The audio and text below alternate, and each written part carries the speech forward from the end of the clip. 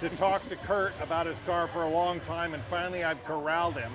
So before he gets out of here, we're going to say hi to Kurt. Hello. Hey, buddy. Everybody knows Kurt. Kurt's a very well-known figure here in the Big town. customizer. Yeah, and this is one of the reasons why he is so well known, is this car. So, Kurt, tell us what you've got here. A lot of one-off custom-made parts. Everything is done by me. So, but what did you start with here? I started with a car I bought at an auction for 25 grand. Didn't know it was a race car because it didn't have a VIN number. What was it that you bought? Porsche 911? It was Cayman. It's a prototype. There's 10 made. It was actually called the Cayman GTR. Okay. Prototyped, all the GT4 parts on it were prototyped. Yeah. And so then I started doing a lot of carbon fiber work. Yeah, no kidding. And then got a little out of hand. It's getting worse. I love it. Polished all the suspension because I wanted to be different. Polished all the trailing arms and everything to make it nice and show ready. Of course, and you bagged it all the way around. I bagged it all the way around, but I used BC coilovers, so I have 30-way adjustable coilovers with an airbag on them that only allows it to go up and down 2 inches. Wow. It's got a prototype air system that I helped design, and it's going to be at the HKI Air SEMA booth, right across from the SEMA feature. So great position for me to be in. So let's cut to the one thing that everybody wants to know here. What kind of horsepower is this thing cranking out? Right now, about 766. Okay. It's getting a supercharger, Paxton Novi supercharger. Yeah, because it needs a supercharger. Yeah, it really needs one. Yeah. And it needed nitrous, which you've added. Yes. There's a nitrous tank hidden back here in the back. I don't know if you can see it in there, but Kurt's opening up. So, pardon the dust. Yeah. Look at, you got the air tanks for the air ride, nitrous tank.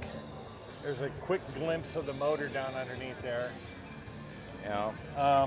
Nice roll cage in there too. I designed and built that, and the reason why it's got a center post is because I'm blind on my left eye. Okay. So that'll have all my boost gauges, my air-fuel ratios, all my, it's gonna have an adjustable boost from inside the car with a supercharger.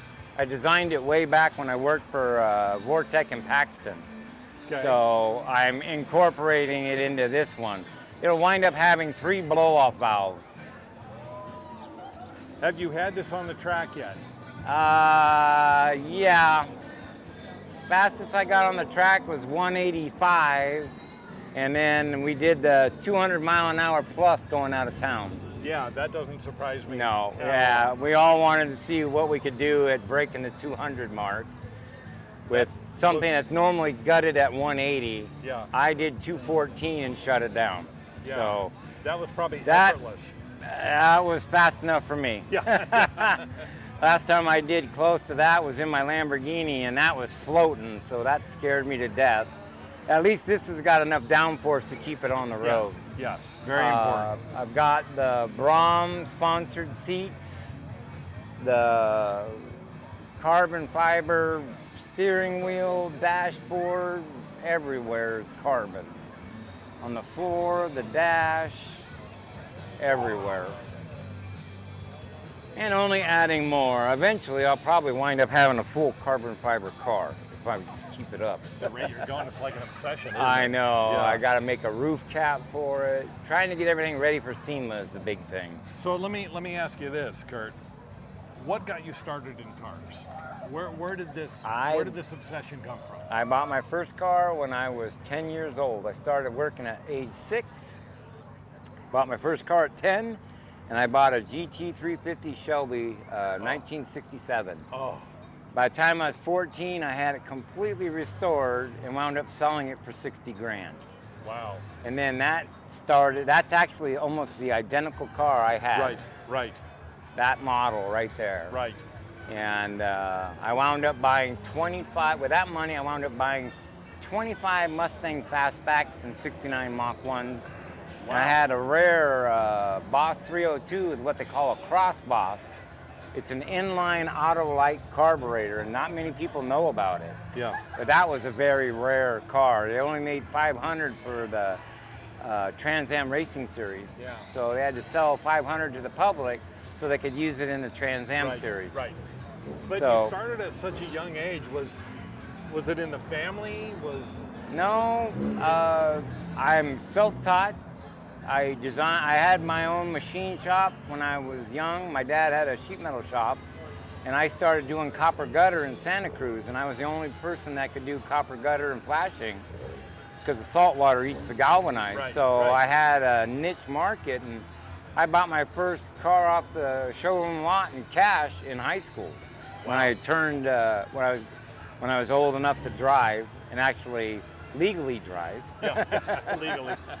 Driving around, we lived on a 20-acre farm, so I got to drive a lot on the farm. Yeah, yeah. But had the coolest car in high school, and Well, you got the coolest car now. Too, yeah, so. and I started designing for Vortec and Paxton. I made a lot of money there, and then I designed C6 headlights for the Corvette. Oh, So nice. I'm the one that killed the pop-up headlight for the Corvette. Good man. So that was, I built like a 59 style on a C5 Yeah. and took it to the big Corvette show in LA, and they wound up putting it on the cover and in the centerfold. But the guy that owned the car said somebody else built it, and Shaq saw it in their magazine and said, no, Kurt's the one that built that. Because I was doing work for Shaquille O'Neal back then. That's when he split up with Ryan. And so I was doing a tall man kit for his Lamborghini. Yeah, no kidding. And I did one for Dennis Rodman. And I got pretty well known for that. Kurt, you have a lifetime Oh, of yeah. automotive work. And design. I mean, all the Paxton kits and custom air suspension that I built myself. So this started life as a Cayman. Yep. What Well, year? it was a Cayman Cup Car, so it's a 2014. 2014 Cayman Cup Car, that's how it started. Yes. Pretty stripped down, no wings, no carbon. Yeah. It weighs about, I think it weighs less than 2,700 pounds. Holy cow. It's all aluminum body, Yeah. and it's light. And then I've taken off the aluminum and started putting carbon. So trying to get rid of the dented panels that dent real easy. Yeah, yeah, yeah. All the models wind up fingerprints and butt prints have ruined my front fenders. You don't Well- see it, but I know it's there. Yeah, yeah. The Like- ripples. Like most car owners. Yeah, we know every flaw in the car. Every single one. When you got ADHD, it just can't leave anything alone. So you're Well- never happy. Kurt, this car is as famous as you are, and I've seen it many times. I'm glad I finally got a chance to talk to you about Yeah. it, because it's I know, you've been hounding me for a little while. it's a mind-boggling car, really. It is.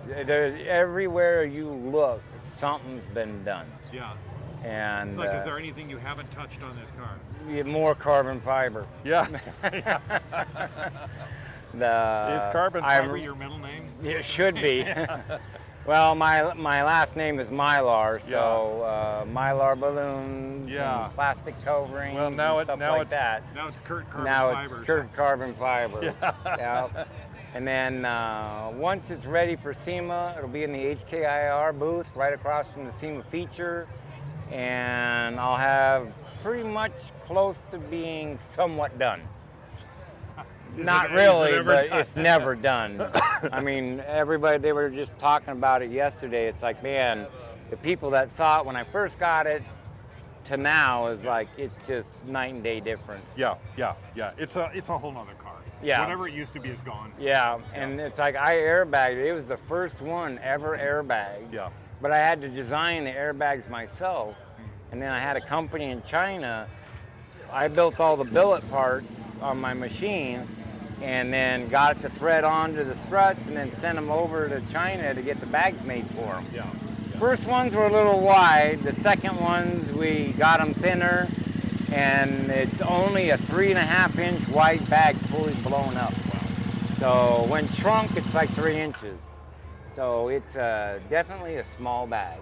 Well, you know, one thing, because I've talked to you a few times now, one thing is you got 1,000 stories, man. Oh yeah. You got 1,000 There stories. are so many things. I've lived a full life. Yes, you have. my I friend. designed the stealth bomber weapons control system and the trainer. I helped design the tiles on the bottom of Challenger for re-entry. We aerated ceramic tiles, got them like 2 inches thick, but increased the air inside of it and made it more temperature resistant. Have you also been a brain surgeon? No, but I've probably done my own brain. I've had enough, I've been dead 5 times already, so. Well, I'm glad you're here, Kurt. Yeah, I mean, Look, I've had West Nile disease. They almost had to cut the whole top of my head off because my brain swelled up and shut down. So Dude, I'm so I glad you're had here. to learn to walk twice. So Yeah, actually, one of the last times I saw you, you were on a scooter Yep. for your knee or something. I lost toes. I rammed my toes into the building my CNC machine. I rammed them in. I was carrying a part, turned around and nailed one of the 200-pound pieces that was immovable, and wound up shattering the toe so bad that it formed a hole in the top and ejected the loose bones, and then the doctor said there's no more bone left, so Oh, man. they went and cut it off. So Oh, man. 4 toes missing already. Well, glad you're still walking, brother. Yep. Look, I know you're heading over to Pikey here. Yep. So thanks for taking the time to talk to me Yep. about this car. It's an amazing car, and Hopefully you'll get to see it at SEMA when it's more done. I'll be there. I'll look for you. Oh, you won't be able to miss me. I'm right on the end cap. I'll look for you, man. Thanks a lot, Kurt. Really All right, appreciate not it. a problem.